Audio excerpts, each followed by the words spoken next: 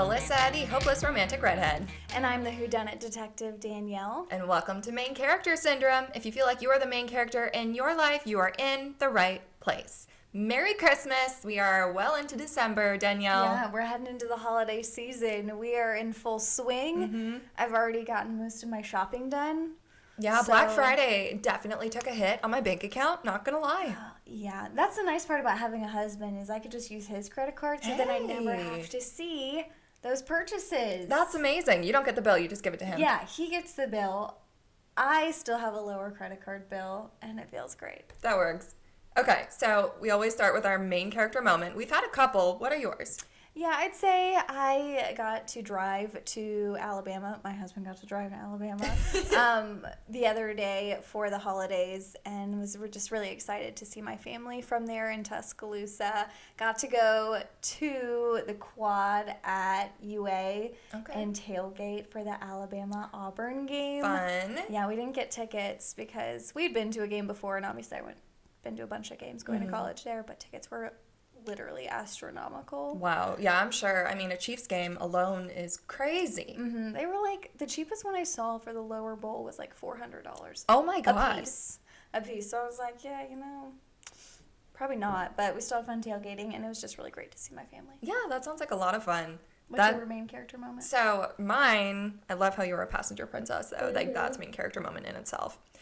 I recently interviewed Miss Geneva Rose. She is the author of The Perfect Marriage, Home is Where the Bodies Are, and You Shouldn't Have Come Here. Yeah, that's really cool. Yeah, and she was so amazing. She gave me the collector's edition that we were kind of advertising for that segment. So awesome. And she gave me an ARC for The Perfect Divorce, which is her sequel coming next year. You need to share that with me. Yeah. I need to read it first, and then I'll give it to you. Okay, sounds good. But have you read The Perfect Marriage first? No, it's on my TBR, though. Okay, you have to read that book, then I'll give you the ARC. Okay, sounds good. Deal. And I'll do a little bit of a review. Not a spoiler, because it comes out next year. But I am so excited to read it. Yeah, and we're in the holiday swing now, and so today we're going to talk about a book that both of us read. And we're going to we're going to talk about The Christmas Bookshop. Yep. The Christmas Bookshop by Jenny Colgan. So if you haven't read it, you should have before this podcast, but this is a little summary. So it follows Carmen, a woman in her 30s who loses her job. She is forced to move in with her seemingly perfect sister, Sophia, in Edinburgh, Scotland. Edinburgh. Words, lots of sentences are hard. Anyways, in Scotland, where she takes on the task of reviving a struggling old bookshop before Christmas, while navigating family tensions, potential romance with a charismatic author, ooh la la, and ultimately finding her own sense of belonging amidst the festive season. Yeah, it was a good book. I would say it was definitely like a unique story to follow. I have a funny story. So we chose this book like several weeks ago to both read together for the podcast, and I was like, okay, great, I'm going to go buy it now. I immediately Amazon bought the hard copy of it. I purchased the hard copy of it, which I never do. I'm always like Libby, audiobook, Spotify. But no, I purchased the hard copy. It came in and I started reading it. And then we got together and we were like, oh yeah, this is the book that we're reading. And it was a different book. Yeah, you bought the wrong book. I was reading like The Secret Bookshop. Yeah, I love that. A secret bookstore, I don't know. But I was like, oh, this book's pretty good too, so. Yeah, you were talking about it. I was like, are you sure that's the plot? Am I reading the wrong book? I was like, this isn't really much of a Christmas book.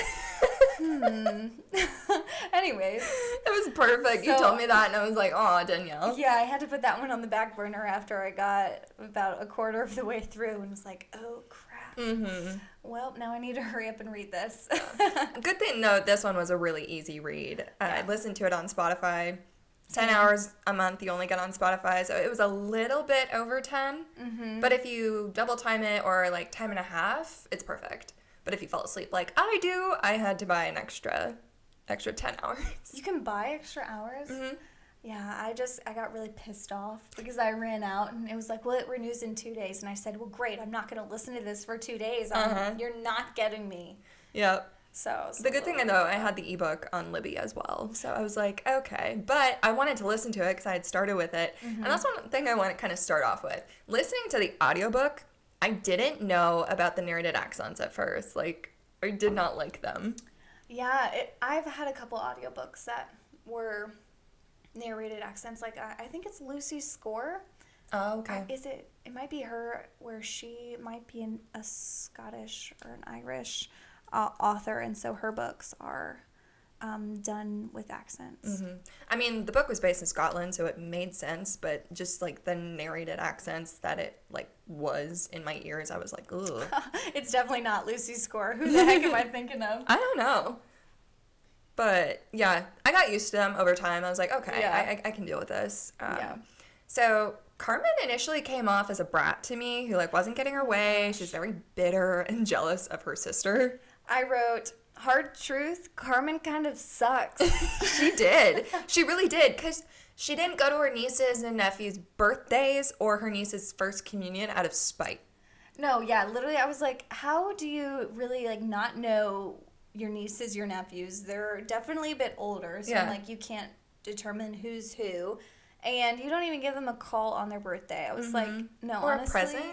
Yeah, I mean, A card. if you can't afford presents, whatever, but cards, big card person right here. I love presents, but, like, a really thoughtful card can go a long way. And so I was like, that's really not hard. You're just bitter, jealous, and you suck, Carmen. She was cold. Like, I mean, kids remember that. I mean, even when they first met her, they're like, you didn't come to my first communion. I remembered that. And she's like, what, 7, 8, 9? Yeah, I don't exactly remember how old the children are, but yeah, old enough to remember things and old enough that definitely leaves an impression. It's just like, I don't care about you. We're not really family. Which is kind of sad. It I was did so not like sad. Carmen. No, me either.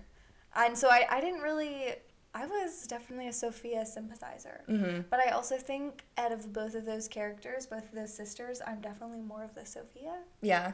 And I could definitely see that in the relationship that I have with my sisters, too, where I forget, do you have any sisters? I do. I have one sister. She's younger than me. She's about 8 years younger than I am. She's 8 years younger than you? Oh, okay, so there's definitely, like, a little bit of a disconnect there. Yeah. So my older sister is, like, 4.5 years older than me, but my younger sister's about 3 years younger than me. Oh, okay. So I was never, like, super close with my older sister, so I could kind of, I guess, relate a bit to that disconnect, just, like, from the age gap. And then my younger sister, her and I mean, we butt heads sometimes, but I'd say her and I are a little bit more alike. And then definitely my older sister, my younger sister, holy cow, it's like they're at each other's throats. I can get that. I can almost relate to Carmen because my brother, he's 8 years older than I am. He's a doctor. He's making the dough, let's say. Yes. Him and his wife are both doctors. So, Power couple. yeah, no kidding. And then I'm a journalist, so a little bit farther down on the totem pole. And so I'm not where he was in his life, but then I look at that and I'm like, that's okay. Carmen, on the other hand, is very bitter about this, and she's kind of just like this.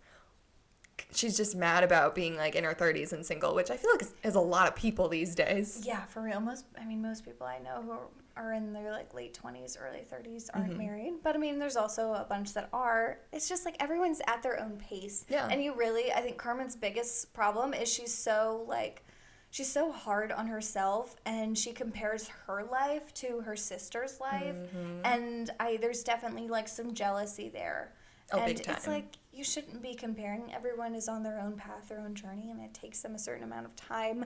But yeah, there's just so much envy, and it's just like, don't hate your sister because her path led her to success faster than yours. No, 100%. And we're all at different stages in our lives, and we all just do things differently. You don't have to be jealous of your friend that is at a different place than you are. It just means that you will get there. You're just not there yet. Yeah, and you have to keep trying. I felt like Carmen was a bit lazy at times, and just so like laissez-faire. Yeah, she didn't want to go to school. Which is She totally did bad at okay. school. Yeah, like, But she purposely did bad at school. That's the thing, too. She kind of threw that away. And she regretted it later on in life. but yeah, I was like, you can not go to school, not go to, college and still be successful. But in her mind, it was just like she was setting herself up for failure constantly. Oh, big time. Her attitude and just her own worst enemy. actions. Yeah, for sure. The entire time. I will say, though, Sophia, I mean, she's not God. No. She was definitely, like, a bit snobby, but I didn't think, like, as snobby as Carmen made her out to seem, and as, like, in your face, like, they had a beautiful home. But it was funny at the beginning of the book, I believe Sophia kind of describes their home as like, she's like, well, it's not the biggest in the neighborhood. It's like not the nicest. And then Carmen comes and she's like, holy cow, this place is a castle. Amazing. But so Sophia, I thought she was kind of humble in a sense. I would say her daughter Pippa, though, she's the worst. She's a shyster for sure. I thought Pippa was more like Skylar, honestly, than the mother. I know they try to like parallel Phoebe and Pippa, the two daughters, to Carmen and Sophia.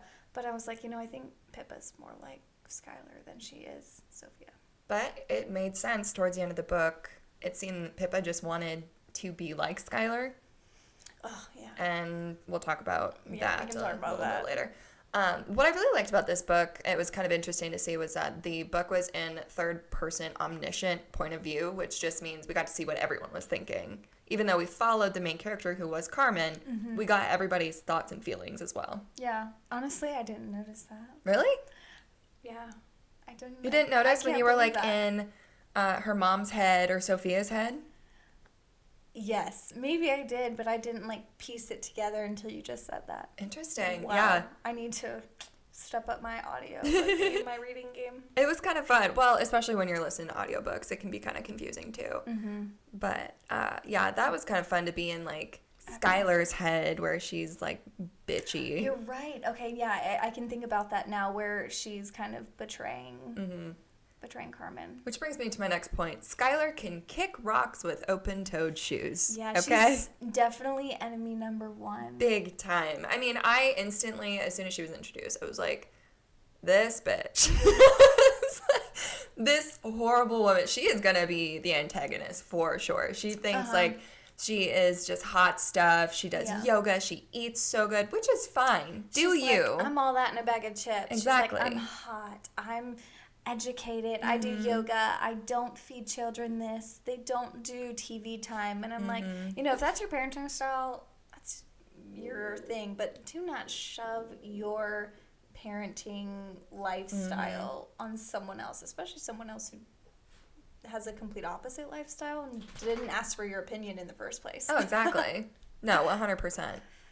Oh, yeah, she sucked. Just the way that she treated the kids, going back to Pippa and Phoebe. I mean, she straight up told, was it Pippa? Phoebe, one of the two. She told a child that if she ate candy, she would be fat and ugly.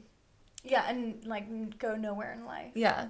It's like you're gonna be fat because you ate all of this candy for Halloween. You don't tell a child that. No.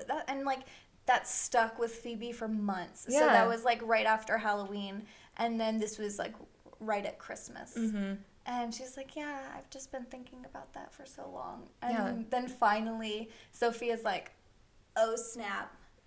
You're fired. That B word, I'm coming after you. Yeah, bags. I kind of wish that part was in the book, though. I wish I they know. fired Sophia in the book. I know. Like, I wanted that phone call because Skylar had mentioned she got the phone call from Sophia in the hospital. But I was like, I wanted to see her come unleashed and just lay it into Skylar and see Skylar get her just desserts. Because I don't feel like that. Neither did Blair. Blair didn't get anything. We didn't get anything wrapped up. And that was like one of the things where it's like, do you have any questions about the plot? What happened to Blair? Yeah, what happened to Blair? I know like Blair and Skylar, they did like the holiday. They were supposed to, yeah. Well, yeah, it was like Skylar was like, I'm going no matter what he says. Yeah. And she's like shoving herself on him. Yeah. But yeah, he doesn't really get a taste of his own medicine. No, and we didn't get any closure with her and Blair either. Because she had like these two romances. One was a very hot author who was very conceited. Just a total fraud. Total fraud. Like really like hot, good to your face. Like, and then behind the scenes was like, oh, this is a drag. Yeah. Like a life coach that's like, life is wonderful. Make every day a great day. And then behind the scenes, he's just like, life sucks. Yeah, he's like, this is so boring. Send me nudes. Yeah, I was literally. Like, oh. What? Yeah, I was like, that is like the one thing I was like, go Carmen about was like, he kept like pawing after her. It's like, come to my hotel room, babe, and send me nudes, babe. And she was when like, he would call her no, babe, I was just like, ick. Yeah, that was Like, a big ick. Okay, when being called babe, like when a character is called babe, there are different like settings, different like ways you can say it. Just the way that he said it sounded like possessive, as in like you're my plaything, you're my toy. Yeah. Ick. It was Ick. major ick. He was an ick. I'm like, I don't know how there was like an attraction to him in the first place. I'm like, girl, did you have your money goggles on? Like, is that really what this was? Can we talk about the other love interest though and his name? Because that gave me the ick too. Yeah. Oki? Okie. Yeah, that was odd. I mean, he was like from South America. I get that. His name is like comes from obedience. Yeah, but he liked trees. And his name was Oki. Yeah, he was an interesting character. But he was like a sweetheart. You're like, this guy is like, he's innocent. He is like the real definition of like a good person and like not in your face. He's successful, but without, you know, throwing it down your throat, shoving it down your throat. So, yeah, I liked him. The Oki, kind of a weird name. Kind of weird that it comes from obedience, and then was like, oh, it's obedience. So then people called me Obi, but I thought they were saying okay, and so I then went by Oki. Yeah, it was just like when she threw in that he liked trees, and I was like, that's interesting. Yeah, he's a tree guy. Yeah, you know, named Oki. But like my husband's an eyeball guy. So would you rather be a tree guy or an eyeball guy? Is his name Iris? That. Whoa, baby name unlocked. Not even pregnant, You're welcome. But I want to be the godmother. Iris. Wow, I'm going to tell Andrew that when he comes home. You're welcome. He's going to lose his mind. Sorry, guys. Okay, so going off that, did Carmen make the right relationship decision? I mean, yeah, if she went with, what was it, Blair. If she went with Blair, it would just set the book right on fire. Yeah. But, like, we don't promote bad behavior. I felt that, but I also felt like the allure of a famous person being so interested in you, and you have this boring life that at the time she wanted to leave. She wanted to travel. She wanted to be hot stuff with a hot boyfriend and go on like extravagant, vacations. And then throughout the book, she kind of changed as she was spending more time with the kids. She was spending more time with Sophia, repairing that relationship with her. And so she started wanting to put down roots, settle down, and be around family. And so I feel like that changed her character to where like that also changed her taste as well.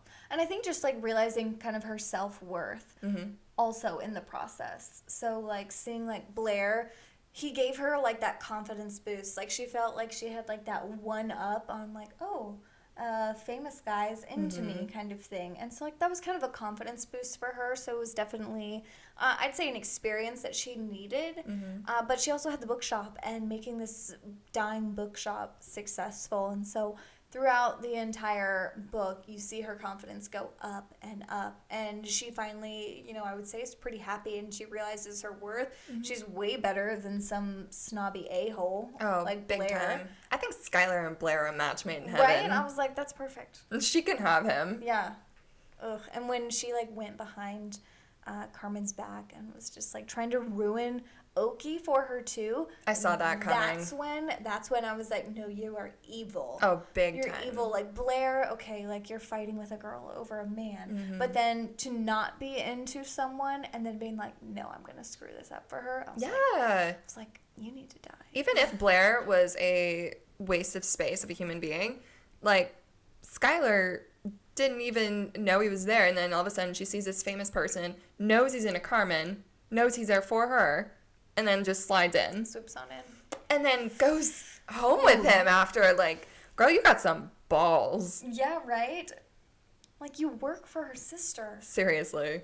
Oh, if I, honestly, though, that's the point where I was like, Sophia, what the heck? If you were a good sister, you would have fired her immediately. Oh, yeah. I probably would have slapped her, honestly. Like, if she told that to my child, I would have slapped her. Yeah. No hesitation. What surprised you most about the book?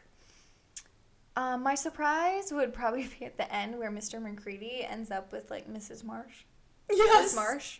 I was like, ooh, that came out of left field. Yeah. The epilogue was confusing to me because they found the potion that this witchy lady gave to Carmen, but we don't know what it is. No, we do. Do we? Yeah.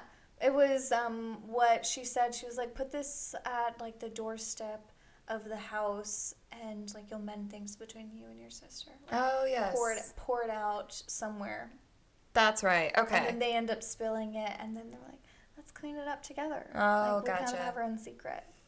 That's true. But yeah, I do get it, because it was such a small part of the book. Like, it happened so fast, where the witch gave Carmen that potion. Yeah, and that was in the middle of the book. That was it. And then we get that in the epilogue, and I'm like, what? Yeah, when I heard that, I was like, oh, yeah, I guess that's tying back to that. Because I remember thinking, oh, well, I guess she's going to go home and do that, and things are going to get better in her life. And then it was just like totally, oh, I totally forgot about that.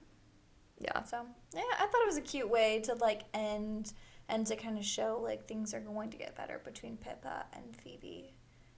And they won't end up like like the mom, Sophia and Carmen. Yep. Well, sisters fight too. Yeah. It's not a perfect world, but hopefully that potion works a little bit better on the sisters than it did on the mom and their aunt. I want to mention, though, probably the funniest part of the book was definitely Carmen reading the book to the children, and a child dies. Yes. And she's like, and then there she was in the cold all by herself with one little match. And the poor children are like, naked she feet. dies? She's dead? And then Carmen's like, well, she gets to be with her grandmother, who's dead. She was all alone. And I was like, oh, that's terrible. And then they were screaming about, what, the Muppets, A Christmas Carol? Yeah. They're like, this is terrifying. To be completely honest, the Muppets are a little bit terrifying. And then they end up, like, loving it. But it was just, like, definitely a bunch of sheltered children. Yes. But it reminded me of, I really laughed because I was like, oh, well, we just made that TikTok and Instagram reel being like, don't let your children read Wicked. And which we want to preface, let your children read Wicked. You do you, but we're just letting you know what the content is. Yeah, so read the book first, then give it to your child. So it was just really funny how that happened. And then like Mr. McCready also said something in the book and was just like, I don't have a children's section because let children read whatever they like. And I was like, oh, I think this author and I would disagree on what he would get along with Gregory Maguire. It was just really funny how all that happened, but all of the children screaming and crying, disturbed by the book, was probably the funniest moment to me. It made me think of our Wicked post where like people were popping off in our comments like, let children read what they want. I was like, let them read what they want. We're just letting you know that there's a Diddy party featuring a tiger. Yeah. I'm just saying. When there's grape that involves animals, I'm like, there's peace out. Pedophilia, a lot of strange things in that book that I personally wouldn't want my 7-year-old to read. Not to go off topic, but yeah, it was just like her reading that book made me think about all of that. Yeah, I thought it was funny. That was fun. it reminded me of that, which was fun. The comments were fun. Okay, so last question: did the description of Edinburgh, Scotland, at Christmas time make you want to make a little visit? I mean, I've been to Scotland. It's beautiful. It's probably one of my favorite places I've ever visited. But I did not go at Christmas time. I would love to see it at Christmas time. I think they could have done a better job at describing it because, I mean, I didn't have that, like, kind of feeling like I did when I read another Christmas book. Yep.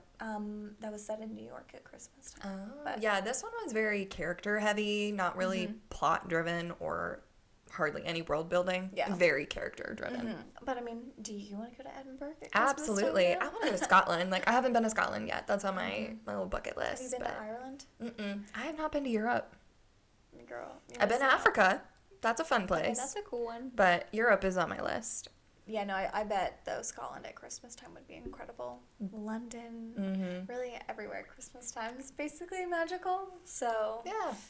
Well, that is our discussion for the Christmas Bookshop by Jenny Colgan. If you have read it, let us know your thoughts on Instagram and TikTok, Main Character Syndrome Pod. We also want to let you know we have a Christmas giveaway going on right now on our Instagram. So head on over to that Main Character Syndrome Pod yet again.